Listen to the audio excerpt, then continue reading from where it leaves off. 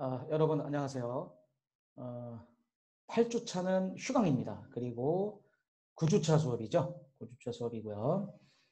그리고 지난 영상들을 쭉 보면 그 스피커 그 음향에서 약간의 어, 조금 잡음이 있었는데요. 이너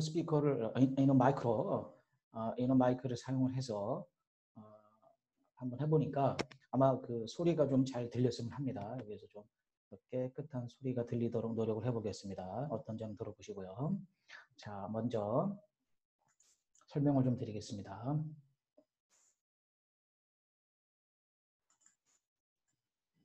자, 여러분, 그 비대면 수업이 결국은 좀 안타깝게도 1학기 전체로 확대가 되었습니다. 건강이 중요하니까 관리를 잘 하길 바라고요. 중간고사는 없습니다. 그리고 기말고사는 학교의 지침이 나오는 대로 알려드리도록 하겠습니다. 성적 평가는 절대 평가로 이루어질 예정이니 큰 걱정은 할 필요가 없죠. 또 구간별로 나눠서 하는 그런 상대 평가가 아닙니다. 일단은 동영상, 제가 지금 하는 영상 수업을 잘 보고요. 강의 자료를 Y클래스에 올려놨으니까 뭐 요약을 부담 없이 출석 대체니까 이렇게 하면 될 것 같고요. 원래는 여러분들 그 대면 수업을 한다고 한다면은 한 4명 정도를 조를 짜서 여러분들이 스스로 호텔에 가서 방문하고 호텔의 시설이라든가 운영 등등 이런 것들을 만나면서 발표하는 과제를 이렇게 PPT를 내야 되고 해야 되는데 지금 여건상 어렵습니다. 코로나19로 인해서 생략을 하는 걸 하겠습니다. 그러나 관심을 갖길 바라고요. 왜냐하면 제가 홈페이지를 통해서 호텔에 대한 여러 설명을 해드렸지 않습니까? 그런 방법이더라도 여러분들이 호텔 홈페이지에 들어가서 간접적으로나마 운영, 채용, 객실, 식음료, 연회, 부대시설, 메뉴 등등을 좀 살펴보고 간접적이지만 공부를 하는 것을 제가 지금 상황으로서는 권해드릴 수밖에 없습니다. 여러분들이 신입생이기 때문에 관심을 비대면이라 하더라도 많이 가져야 될 그런 다시 한번 당부의 말씀을 드리고요. 지난 8주차는 뭐 말씀드린 대로 휴강이었고요. 추후 보강 날짜가 잡히면 영상을 다시 보내드리기로 하겠습니다. 오늘 또 시간이 되면 제가 현재 쓰고 있는 논문이 있는데요. 아주 쉽게 완성은 되지 않았지만 일부 수업 자료로 이렇게 보여드림을 해서 오늘 진도가 마케팅이 있거든요. 그래서 코로나19로 인한 언택트 비대면 시대에 호텔이 어떻게 마케팅을 하고 있느냐 이거를 아주 실제적인 사례를 통해서 맛배기에 살짝 이렇게 한번 설명을 해드릴 시간이 있을 수도 있지 않을까 이렇게 생각을 하겠습니다. 자, 그러면 본격적으로 시작을 하겠습니다.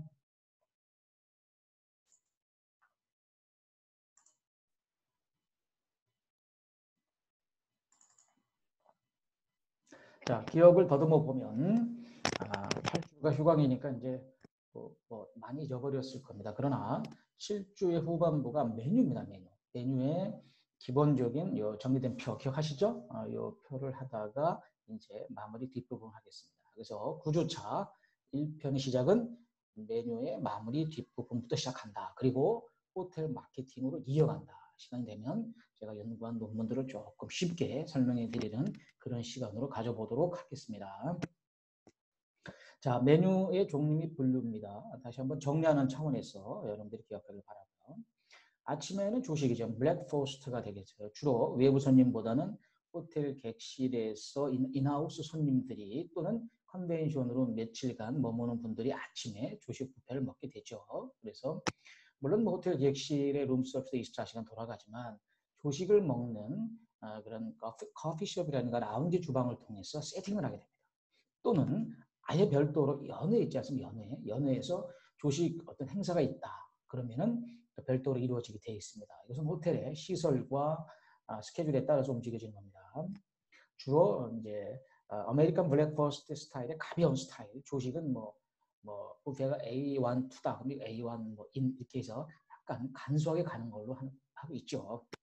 자, 두 번째 브런치입니다. 점심과 아침의 중간. 그다음에 중식, 런치죠, 런치. 그리고 호텔에서는 컨벤션 같은데 이제 도시락 비슷하게 해서 회의하면서 먹는 걸 우리가 참고로 알아두세요. 런천이랍니다, 런천.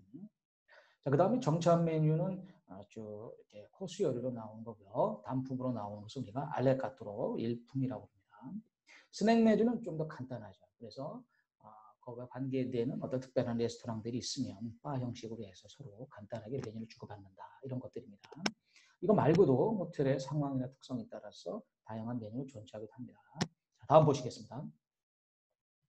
자, 특별 메뉴입니다. 특별 메뉴는 고정적으로 레스토랑에서 정해져 있는 것이 아니라 주방장, 조리장에 의해서 어떤 이유에 의해서 스페셜하게 만들어지는 메뉴입니다. 그러면 그 스페셜하게 만드는 이유가 뭐냐? 그 이유에 따라서 이름이 붙여지는 거라고 볼 수가 있겠습니다. 첫 번째 축제, 페스티벌 메뉴죠. 호텔에서 어떤 프로모션이나 페스티벌 할 때 당연히 새로운 메뉴를 만들지 않겠습니까? 그래서 기존 메뉴는 좀 틀리게, 예를 들면 칵테일과 함께하는 바베큐라든가 아니면 양고기와 함께하는 뭐 위스키라든가 해서 좀 색다른 메뉴들을 한다 이렇게 생각하시면 되겠고요.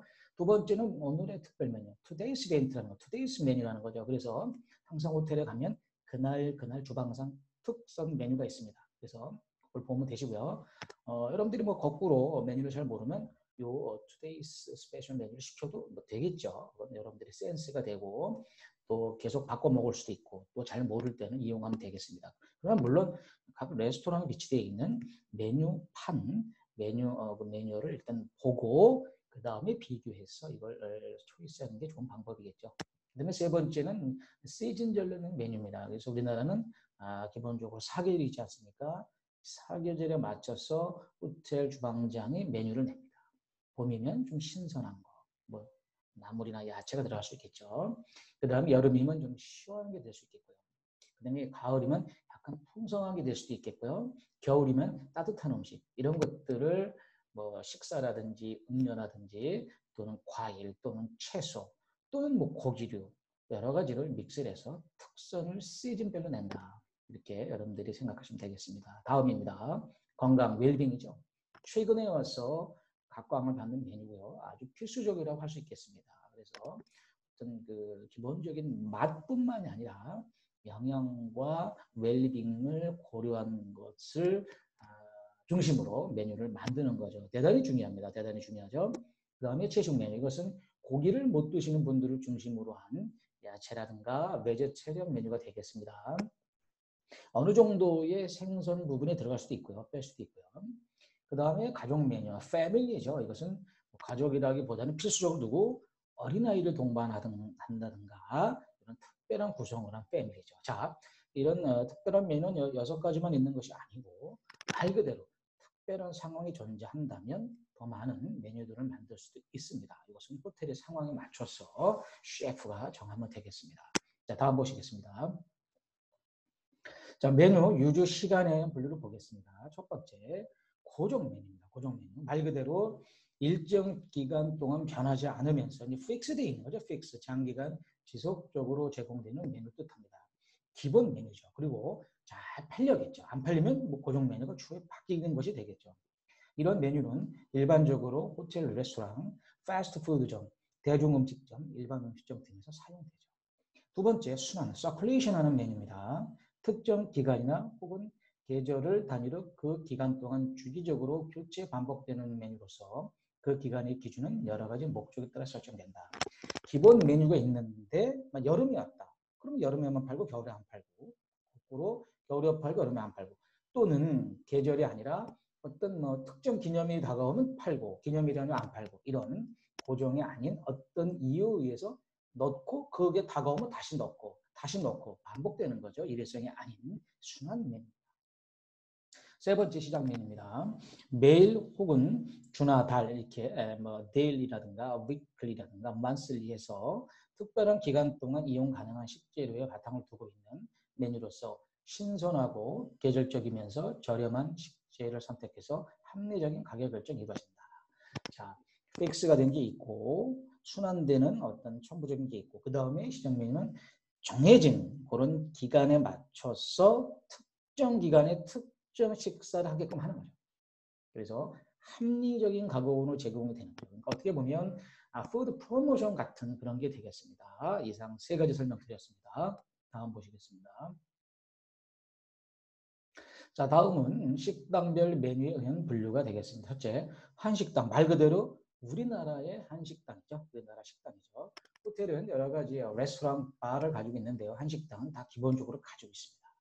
그러나 말씀드린 대로 한식당은 우리가 집에서 이렇게 먹는 가정식 또는 향토식 음식이라기보다는 웨스턴 스타일처럼 한식을 코스 요리로 만들어서 밥과 국을 중심으로 전체, 고기, 후식까지 이어지는 이러한 어떤 코스 요리 중심되어 있고 또는 일품 요리도 있습니다. 비빔밥이라든가 설렁탕 이런 게 있을 수 있죠. 그렇게 보시면 되겠고요.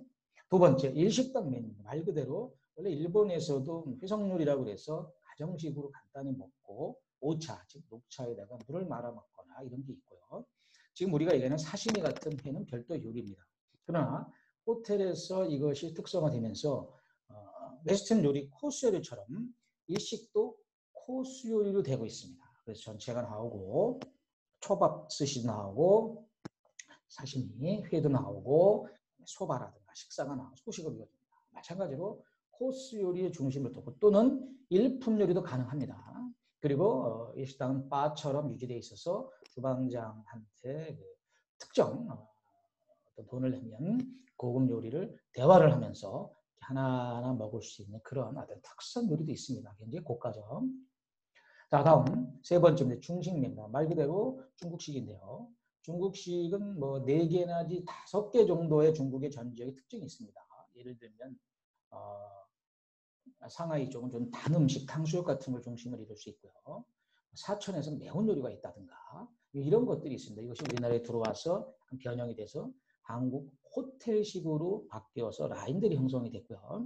이 중식당은 기본적으로 패밀리 레스토랑 개념으로 탁자가 돌아가면서 음식이 나오면 탁자에서 나눠주는 그런 서비스죠. 그런 특별한 서비스가 이루어지고요. 또 굉장히 고가입니다. 굉장히 고가고 음식의 종류가 다양합니다. 그 다음 네 번째 프랑스 레스토랑이죠. 말 그대로 가장 고급이고 기준이 되는 웨스턴 코스 요리 핵심인데요. 지금 거의 없어졌습니다. 예전에는 굉장히 중요한 요리고 수업이라든가 메인 핫의 주방과 연결이 되면서 굉장히 호텔의 웨이터는 여기서 근무해야 집행이 되고 여기 키친에서 근무하는 사람이 총주방장이 됐는데요. 지금은 이제 일반적으로 다 어느 정도 지식이 일반화됐고 이 프랑스 식당이 찾아오는 고객들도 뭐 지배인보다 더 많이 외국을 가는 경험이기 때문에 평준화됐습니다. 그래서 프랑스 식당이 꼭 있고 없다 이런 문제가 아니라 코스 요리를 주로 먹는 식당들이 하나 정도 있으면 되는 겁니다. 그래서 그걸 우리가 다이닝이라고 그러고 일품 요리를 하면 그릴 이렇게 붙이기도 합니다. 자, 이탈리아 식당 마찬가지죠. 국적별로 프랑스와 이탈리아는 나눌 수 있지만 지금은 피전화되어 있어서 코스의 중심으로 간다 이렇게 생각하면 되고요. 원래는 여러분들이 이탈리아 그러면 피자를 생각하고 프랑스 요리하면 뭐 달팽이 코스 이렇게 생각하는 그렇지 않습니다. 실질적으로는 이탈리아가 더 코스 요리가 발전되어 있고요. 이분들이 더 많은 식사를 하면서 길게 먹습니다. 오히려 프랑스는 빵이라든가 이렇게 간소화되는 추세라고 볼 수가 있겠습니다.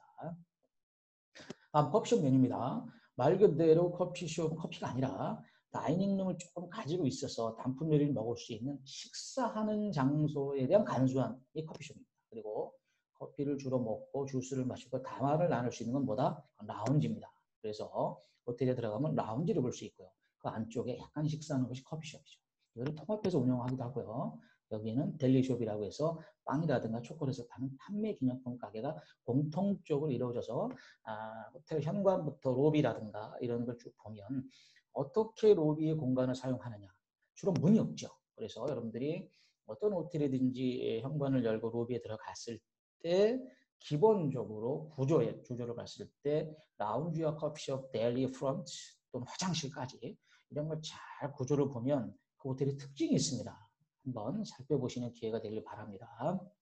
다음 룸서비스입니다. 룸서비스는 원래 5스타 호텔의 기준은 뭐냐면 24시간 풀 가동해야 됩니다. 그 다음에 영어가 돼야 됩니다. 그래서 호텔 등급 시사를 나가게 되면 막 새벽 3시, 5시에 막 전화를 걸어서 영어로 물어보고 음식을 시키고 이렇게 조사를 하죠. 그래서 현장 조사, 실무 조사, 암행어사 조사까지 하는데 굉장히 중요한 부분이 룸서비스입니다. 그래서 작은 호텔의 규모는 이렇게 운영할 수가 없습니다. 그래서 대형 호텔의 여러 가지 기준이 있는데 그 중에 하나가 시설도 있고 웨딩도 있지만 룸서비스가 중요하다. 앞으로 더 발전하게 될 거라고 생각을 하고요. 룸서비스 메뉴도 별도로 있습니다. 그래서 여러분들이 호텔 체험을 할 때 이게 코로나가 빨리 끝나야 되는데요. 2학년 때는 1박 2일로 전부 다 합니다, 우리가. 다 학교 돈으로 가서 다 체험을 하게 되는데, 그렇게 돼야 되는데, 걱정입니다. 그럼 이제 그렇게 됐을 때, 객실에서 여러분들이 여러 가지 인포메이션이 있는데, 그걸 우리가 디렉토리입니다, 디렉토리. 객실 디렉토리에 보면, 룸 서비스 메뉴가 별도로 있습니다. 그걸 차근차근 봐서 공부를 할 필요가 있습니다. 영어까지 다 해서. 그래서, 메뉴가 이렇게 디렉토리 안에 객실에도 있고, 그 안에도 룸 서비스가 별도로 있구나. 호텔이 전체 이렇게 돌아가는구나. 호텔 하나에서 1000에서 1500명이 근무하는구나. 굉장하다. 이런 것들 입체적으로 여러분들이 공부해야 됩니다. 대단히 중요합니다. 여러분들 1학년이에요. 그 다음에 연애 매주입니다. 여러 번 말씀드렸습니다. 연애는 식음료와 별도입니다. 별도의 연회장에 세팅을 하고 원하는 음식들을 비치해서 또 하고 또 끝나면 다시 뒤집어서 세팅하고 이런 겁니다. 일반 레스토랑은 클로즈화 되어 있으면 여기는 오픈화 되어 있는 겁니다. 그래서 별도로 메뉴가 있다. 그러나 가격은 싸지 않다. 비슷한데 다릅니다. 그래서 레스토랑에 있는 메뉴가 여기 다 있습니다. 그러나 약간 다르게 구성한다. 이렇게 생각하면 되겠습니다. 없는 게 없습니다. 칵테일부터 스탠딩, 그 다음에 한식, 중식, 일식, 그 다음에 도시락, 그 다음에 뷔페, 그 다음에 아침 조식이 있는 다품 설렁탕부터 다 있습니다. 어떤 행사의 성격에 따라서 어떻게 제공되느냐. 마찬가지로 여러분들이 호텔에 체험하게 될 때는 연회 예약이라든가 연회장에 별도로 가서 거기에 있는 메뉴를 보고 연회 코디네이터나 예약 지배인들과 대화를 나누면서 별도로 레스토랑과 공부하는 것이 여러분들이 호텔료가 되는 지혜입니다. 잘 제가 말씀드리는 것은 잘 새겨놨다가 말로만이 아니고 실제 발로 뛰면서 하나하나 이렇게 간접적으로 체험하면서 여러분들이 꿈을 만들어 나가기 바랍니다. 여러분들은 반드시 실무적인 현장 중심적인 마인드로서 여러분들이 호텔리어가 되고 나중에 반드시 지배인이 되고 공부도 해서 강의도 나가고 훌륭한 사람이 되어야 됩니다. 제가 아주 계속적으로 여러분들 응원하니까 열심히 하십시오. 그다음 뷔페입니다. 말 그대로 뷔페. 보통 옛날에는 이제 뷔페가 코스트가 높다 그래서 이익률을 따지는 호텔에서는 또 안 하기도 했습니다. 그러나 기본적인 5스타 호텔에서는 포트폴리오상 가지고 있어야 됩니다. 다른 데 비해도 코스트가 많이 높지만 그래도 자존심입니다.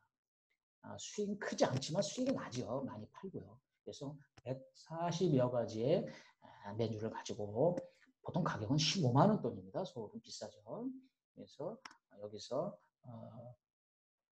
이제 여러분들이 나중에 이제 실습을 나가게 되지 않습니까? 2학년 때 여름방학 때 그러면 뷔페 식당 같은 데 근무하게 되면 다른 식당들 굉장히 힘든 부분이 있습니다. 왜냐? 여기는 서브하는 게 아니라 셀프 서비스이기 때문에 음식 드신 것을 계속 뺍니다. 그건 뭐야? 버싱한데 버싱. 계속 빼가지고 주방으로 갖다 주는 그런 힘든 분이 있는데 그걸 하게 되더라도 힘을 내야 됩니다. 항상 밑에부터 하나하나 긍정적 마인드로 호텔료로 커나가야 됩니다. 다시 한번 강조합니다. 하나하나 내가 웨이터가 되겠다. 배우겠다. 열심히 해야겠다. 객실이면 내가 벨맨을 해야겠다. 이런 생각으로 멋진 호텔료가 되어야 되겠습니다. 다음입니다.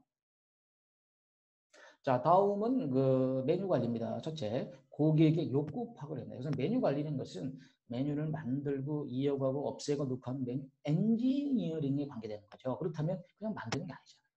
고객이 원하는 것을 만들어야 되지 않습니까? 그래서 고객의 욕구 파악이 우선이다. 자, 메뉴는 음식을 먹는 고객에게 초점을 맞춰야죠. 내가 좋아한다고 하면 안 됩니다. 고객이 좋아해 주어야 되죠. 다시 말해서 메뉴가 누구를 대상으로 계획하고 있으며 그들이 좋아하는 것이 무엇인가 이것이 가장 먼저 퍼스트하게 분석이 되어야 됩니다. 두 번째, 아무리 좋은 메뉴라도 원가가 높은 식품들로 구성되어 있어 고객에게 부담이 클 경우 그 메뉴는 실제로 이용을 손님들이 안 할 것이다. 그러나 상대적으로 백화점처럼 호텔은요 최고로 여유가 돈이 있는 사람들이 가는 것입니다. 상대적으로. 그래서 다른 기업에 비해서 원가가 높아도 더 비싸게 받으면 되는데 여기서 말하는 것은 무작정 높인다는 게 되는 게 아니죠. 퀄리티를 적정하게 유지하면서 적정으로 받는 그 돈이 다른 거에 비해서 고가라고 우리가 비춰지는 거지 무조건 비싼 걸 쓴다. 이런 개념은 아니다. 적정선, 하이 퀄리티, satisfaction, 고객 만족 이런 것들을 여러분들이 경비에 생각해야 됩니다. 다음 세 번째, 두 번째는 원가에 대한 수익성을 얘기한 거고요. 세 번째, 식재료의 구입 상황을 봐야 되겠습니다. 식재료의 계절적인 출하 상황, 우리가 사고 저장하고 이런 것들이죠. 그 다음에 재배 작황이라든가 우리가 사는 물건들 또는 산지의 가격 형성 등 모든 재료에 대한 정보를 입수하고 재료의 물량 공급 및 기간 등이 유념해야 된다. 이게 대단히 중요합니다. 대단히 중요합니다. 물론 우리가 지금 홀 서비스에서 지배인이 되고자 하는 것이지 주방장이라든가 이런 건 우리가 가는 길이 일단 아니지 않습니까? 그러나 여러분들이 혹시나 관리부서 쪽에 구매나 식재료를 다루는 원가 쪽으로 갈 수도 있습니다. 호텔에 대해서 여러 번 얘기했지만 프론트 사이드가 있고 백 사이드가 있습니다. 그럼 여러분들이 백 사이드에도 근무할 수가 있습니다. 예를 들면 홀에 근무하다가 백 사이드 갔다가 다시 와서 지배인이 될 수 있는 거예요. 물론 시급료와 객실 호환이 쉽진 않지만 시급료에 근무하다가 구매팀에 갔다 원가에 갔다가 이렇게 올 수 있는 겁니다. 그래서 여러분들이 그 서비스 직원이 된다 하더라도 머릿속에는 관리부서 또는 지원 백사이드 부서에서 사무직으로 일을 하는 경험이 좀 쌓여야 된다. 그래서 무조건 서비스가 아니라 관리직 그 경험을 쌓아서 총체적으로 사무직 경험과 영업직 경험을 함께 이어가야 됩니다. 그랬을 때 여러분들이 쉽게 갈 수 있는 부서가 어디냐면 구매나 재고 관리나 원가입니다. 구매라는 것은 뭡니까? 물건을 사주는 거고요. 원가라는 건 뭡니까? 코스트를 적정성 유지적 이익을 발생시키는 거고요. 재고 관리는 뭡니까? 재고가 남아 돌거나 순환이 안 되면 낭비하는 거 아닙니까? 그렇기 때문에 홀의 서비스를 뒷받침해주는 백사이드 부분도 여러분들이 근무할 수가 있다. 그 경험도 중요합니다. 그래서 여기서 말하는 건 실제로입니다. 매일 쓰는 거는 데일리, 또 위클리도 있고, 냉동해서 쓸 수 있는 것도 있고요. 그 다음에 이렇게 보관할 때 쓸 수도 있고요. 그 다음에 일부 쓰고 닫아놓을 수도 있고 여러 가지가 있지 않습니까? 냉장을 쓸 수도 있고 쌀 같은 거는 그냥 보관하면 되고 실온에다가 이런 겁니다. 근데 여기서 재미있는 하나 제가 사례를 들어드리겠습니다. 그런데 물건을 사는 여러분들이 구매 입장이 있다고 했을 때 그냥 막 삽니까? 아니지 않습니까? 예를 들어서 저장이 되는 거는 미리 사놓으면 쌀 때 사놓으면 돈이 되지 않습니까? 그렇지 않습니까? 특히 유효기간이 긴 공산품이나 냉동은 여러분들이 머리를 잘 써가지고 가만히 있지 말고 머리 써서 쌀 때 사놨다. 저장이 되니까 돈 버는 거 아닙니까? 그럼 매일매일 쓸 수 있는 예를 들어서 배추다. 그 배추를 어떻게 저장합니까? 다른 거잖아요. 그래서 머리를 잘 써서 미리 사서 돈을 벌 수 있는 것은 가능하다. 근데 공산품은 가격이 정해져 있으니까. 그러나 냉동이 되면서도 어느 정도 가격이 왔다 갔다 하는 게 있지 않습니까? 예를 들면 갈치 같은 거. 냉동으로 보관이 되지 않습니까? 쌀 때 많이 사놓으면 억 단위로 돈을 벌 수 있지 않습니까? 그런 겁니다. 그래서 물건을 사주는 구매나 원가나 재고를 떠나서 이것을 갖고 서비스하는 조리나 주방도 함께 다 같이 한 팀이 돼서 이런 생각을 해야 돈도 벌 수 있고 퀄리티도 유지된다. 이런 겁니다. 호텔이 내 회사다라는 주인의식을 갖고 재고 관리에 임해야 되겠습니다. 자, 다음 메뉴 관리에 대해서 이어지는 내용입니다. 주방 설비와 인력에 대해 설명을 드리겠습니다. 고객에게 매력성이 있고 특별한 메뉴를 계획하기 위해서는 이에 적합한 장비와 조리를 갖추는 것이 우리가 주방이라고 얘기합니다. 맞습니다. 5스타 호텔의 주방은 일반 주방이 아니죠. 특히 또 오픈 주방으로 다 돼 있기 때문에 시설도 중요하고 복장도 중요하고 자세, 실력, 미소 다 중요합니다. 특히 중요한 건 뭡니까? 시설이죠. 이런 말을 하는 사람들이 최근 학자들이 많이 늘어나고 있습니다. 현대 사회는 너무 기술이 발전해서 장비를 좋은 거 쓰지 않으면 실력이 안 나오는 겁니다. 그렇습니다. 여러분들 호텔이나 주방 이렇게 컨벤션 같은 데 가보면 상상을 초월합니다. 주방에 기구가 설비가 최신화되어 있습니다. 따라서 5스타 호텔은 최고의 설비를 써야 된다.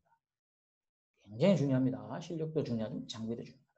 그리고 주방에 대해서는 키친도 있지만 메인 주방 말씀드렸죠? 4개. 퀴즈 내겠습니다. 3초.